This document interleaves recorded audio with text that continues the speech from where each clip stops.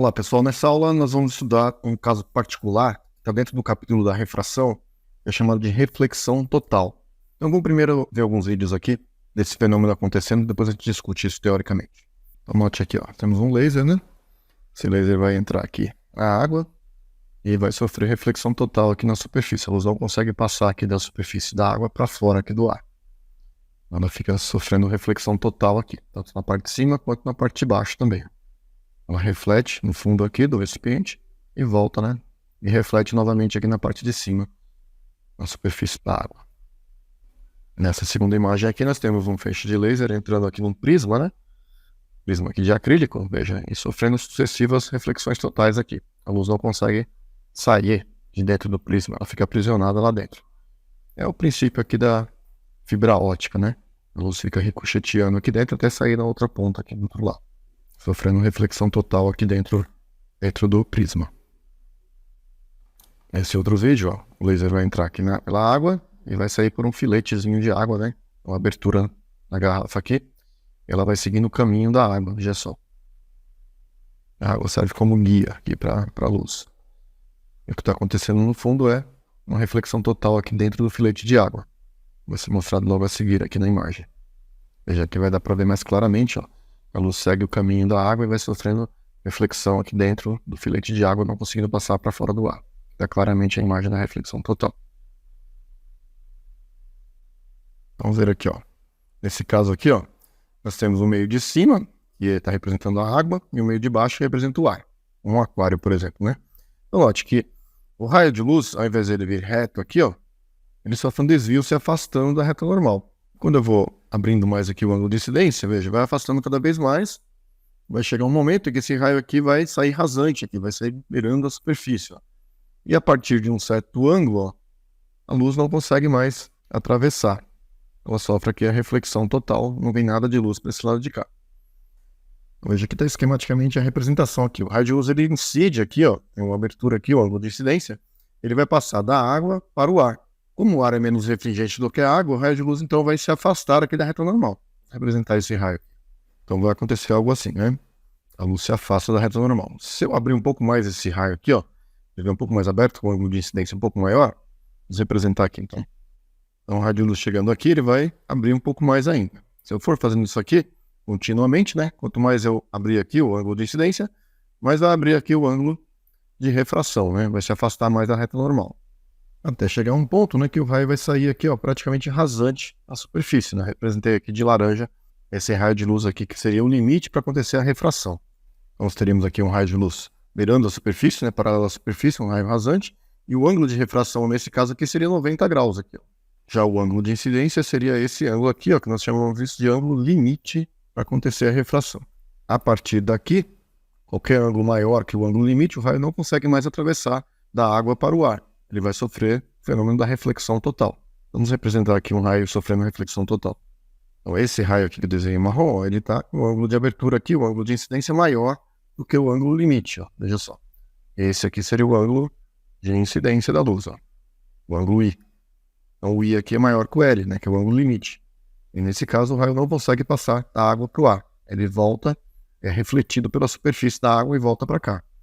De maneira que esse ângulo aqui, o ângulo de reflexão, ele é igual, né? Esse ângulo aqui é igual ao ângulo de incidência aqui. A superfície da água funciona como se fosse um espelho, né? Nós temos então aqui o fenômeno da reflexão total. Então note o seguinte, existem duas condições para que a reflexão total ocorra. Quais são essas condições, né? Vamos escrever aqui. Bem, a primeira condição é que a luz ela deve vir sempre de um meio mais denso em direção ao meio menos denso. Então de um meio mais refringente em direção ao meio menos refringente, né? A segunda condição é que o ângulo de incidência, né, tem que ser sempre maior do que o ângulo limite. O I deve ser maior que o L. E essas duas condições têm que ser satisfeitas simultaneamente, né? Não basta apenas uma delas. A luz tem que passar do mais para o menos refringente e o ângulo de abertura aqui, o ângulo de incidência, deve ser maior do que o ângulo limite. Caso isso aconteça, então nós teremos o fenômeno aqui da reflexão total. Bem, como é que a gente encontra então esse ângulo limite, né? Basta aplicar aqui a lei de Snell na condição do ângulo limite, né? A condição aqui, o raio sair rasante. Vamos fazer isso aqui, ó. Então, supondo que a água aqui é o meio 1 e o ar aqui é o meio 2, nós teremos o seguinte, ó, índice de refração do meio 1, vezes o seno do ângulo limite, né, que nós estamos pegando essa condição aqui do raio laranja, né, seno do ângulo de incidência que seria igual ao ângulo limite, vai ser igual ao índice de refração do meio 2, vezes o seno do ângulo de refração, que no caso aqui é 90 graus. Bem, como o seno de 90 graus é igual a 1, né, então isso aqui vai valer 1, nós podemos então chegar na relação que nos permite calcular aqui o ângulo limite para ocorrer a refração, né.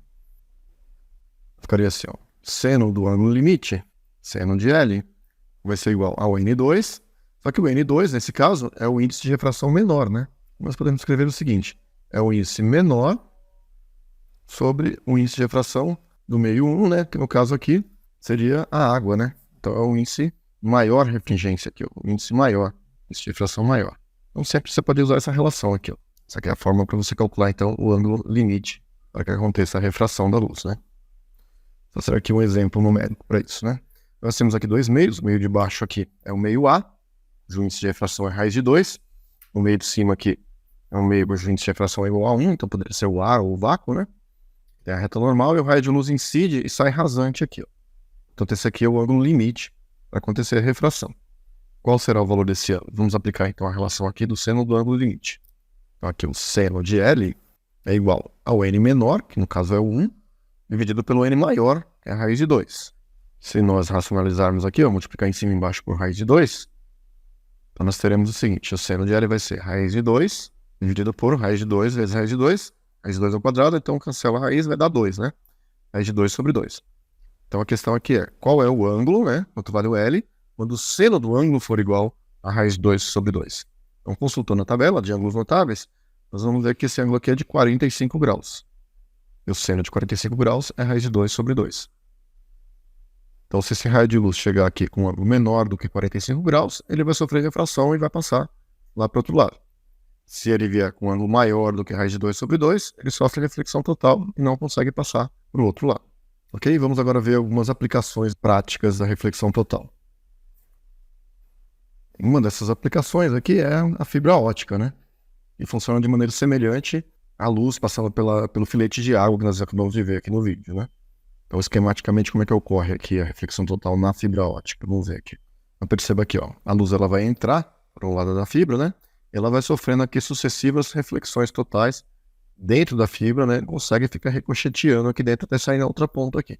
Isso ocorre porque o índice de refração do material que é feito a fibra é muito maior do que o índice de refração do meio que envolve a fibra aqui, né? Você consegue transmitir informações através da luz, né? Ou simplesmente para enfeitar assim, um ornamento, como esse caso aqui, por exemplo, nessa imagem, né? Mas nas telecomunicações isso é bastante importante, né? Se você pensar em substituir, por exemplo, os cabos de comunicação que antes de um avião, por exemplo, eram feitos com fios de cobre, substituir isso por fibra ótica, você reduz o peso do avião em toneladas, né? E além disso, também as informações passam pela fibra ótica sem grandes perdas de informação. Isso aí faz com que a qualidade da imagem, do som, né, transmitido através de fibra ótica seja bem maior do que com cabos convencionais aí de cobre, né? Uma outra aplicação aqui desse fenômeno seriam as miragens, né? Você percebe que aqui tem um carro, aqui tem um reflexo do carro aqui no asfalto. A impressão que dá é que o asfalto está meio molhado aqui, mas na realidade ele não está molhado, o dia está bastante quente e a miragem só ocorre exatamente por isso, né? Porque o dia está bastante quente, né? Então, como é que seria aqui um esquema para explicar essa miragem através da reflexão total, né? Vamos representar. Então, seria algo mais ou menos como isso aqui, ó. Você teria essas camadinhas de ar, né? Pequenas camadas de ar em cima do asfalto, só que o ar que está mais próximo do asfalto ele está mais quente do que o ar que está um pouquinho mais afastado, né? Então o que acontece é que quando a luz tenta passar aqui por essas camadas bem pequenas, né, elas vão sofrendo sucessivos desvios aqui, né, se afastando da normal, porque o ar quente ele é menos denso do que o ar frio, né? Então está passando do mais refringente para o menos, está tentando passar, né? A primeira condição para ocorrer a reflexão total, né? Quando chega no ponto aqui que o ângulo ultrapassa o ângulo limite, né? Então, nesse caso aqui, esse teria a reta normal aqui, ó. E aí ele ultrapassa o ângulo limite e aí a luz vem no caminho de volta aqui sofrendo refração até chegar nos olhos do observador e vai olhar para o asfalto e vai ver, ter essa sensação que o asfalto está molhado e vai ver o reflexo do carro aqui de ponta cabeça. É a chamada miragem, né? Então, em algum momento aqui acontece o fenômeno da reflexão total aqui. Um terceiro exemplo aqui seria a formação do arco-íris, né? A dispersão da luz, né? A luz branca é policromática, ela vai incidir aqui numa gota de água, que está a representação de uma gota de água, né? E ela vai se espalhar, E quando a luz chega nessa parte aqui, na parte de trás da gota de água, ela sofre reflexão total, porque ela vem com um ângulo maior do que o ângulo limite. Em algumas situações, a luz não consegue ultrapassar para esse lado de cá, atravessar a gota de água. A formação do arco-íris também aqui é outro fenômeno explicado através da reflexão total. Esse ângulo de 42 graus aqui é específico para a água e para o ar, né? Aproximadamente 42 graus é o ângulo limite para acontecer a reflexão total, ok? Então é isso. Vimos aqui a reflexão total, que é um caso particular da refração, né? Como é que acontece, como é que se calcula o ângulo limite e alguns exemplos aqui de aplicação desse fenômeno. Agora, resolver exercícios e praticar um pouco mais. Valeu, um abraço e até a próxima.